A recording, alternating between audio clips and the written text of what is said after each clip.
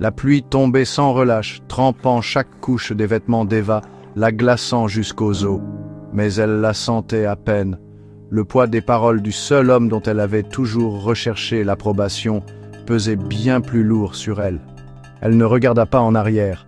Les portes massives de l'église claquèrent derrière elle, enfermant la chaleur, la certitude, la vie qu'elle avait connue. Derrière les vitraux, des ombres déformées tremblaient, les ombres d'une congrégation qu'il avait autrefois adorée. Aujourd'hui, elles n'étaient que des spectres de jugement. Eva serra son châle trempé autour d'elle, essayant de se protéger du vent mordant.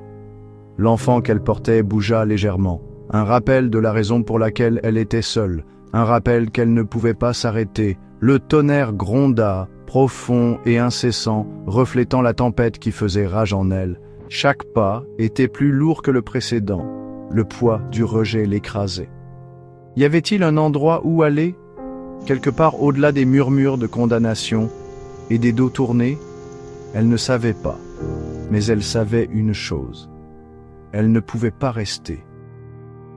Alors, elle marcha. La pluie s'intensifia.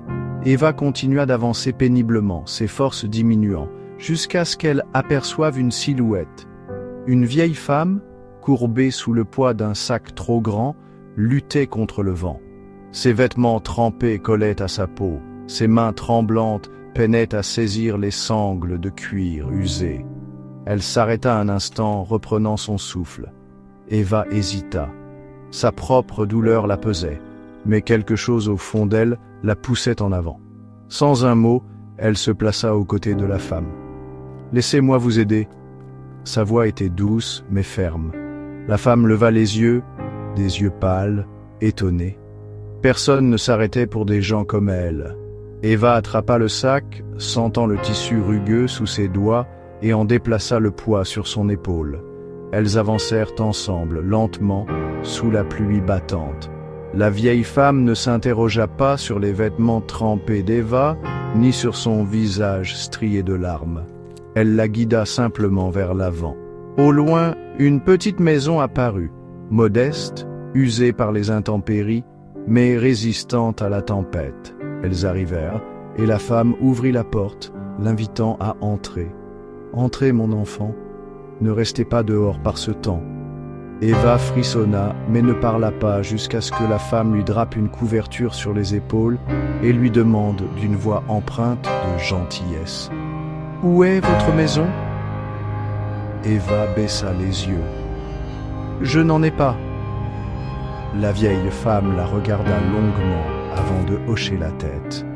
« Alors restez, au moins pour ce soir, jusqu'à ce que vous trouviez où aller ensuite. » Eva serra les lèvres, une boule se formant dans sa gorge.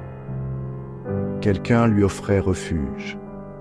Après des heures d'errance, elle expira lentement et laissa une faible lueur d'espoir s'installer en elle. La chaleur de la maison contrastait fortement avec la tempête à l'extérieur. Eva était encore trempée, ses doigts agrippant la couverture qu'on lui avait donnée.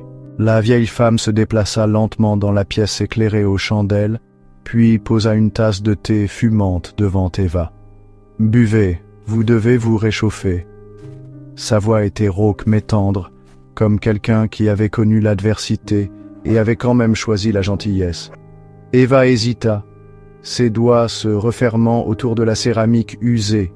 La chaleur se répandit dans ses paumes. Elle aurait dû refuser. Elle ne méritait pas cette gentillesse. Mais la tempête avait dépouillé son orgueil et l'épuisement pesait lourdement sur ses membres. Elle prit une gorgée. La vieille femme la regardait, patiente, silencieuse. Pas de jugement, pas de pitié, juste de l'attente.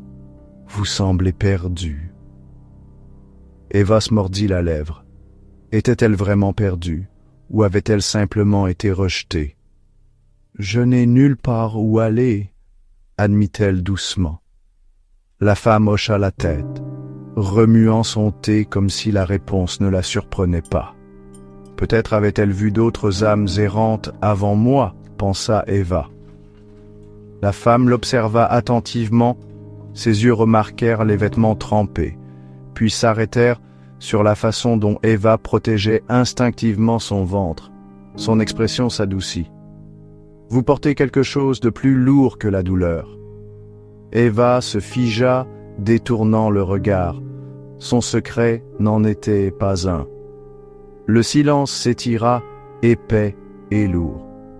La femme ne posa pas de questions, ne chercha pas d'explications. Elle soupira, comme si elle acceptait une vérité qu'elle connaissait déjà. « Je ne poserai pas de questions auxquelles vous ne voulez pas répondre, » dit-elle en se levant. « Mais j'ai une chambre d'amis. Vous pouvez rester ce soir. Nous penserons à demain plus tard. » Eva cligna des yeux, sa gorge se serrant. Après tout ce qu'elle avait perdu, quelqu'un lui offrait un abri. Elle serra les lèvres, retenant les larmes qui menaçaient de couler. Avait-elle le droit d'espérer? Eva baissa la tête en signe de gratitude. « Merci. » La femme hocha simplement la tête. « Reposez-vous maintenant, mon enfant. » Et pour la première fois depuis son exil, Eva permit à son cœur de croire qu'elle pourrait survivre à la nuit.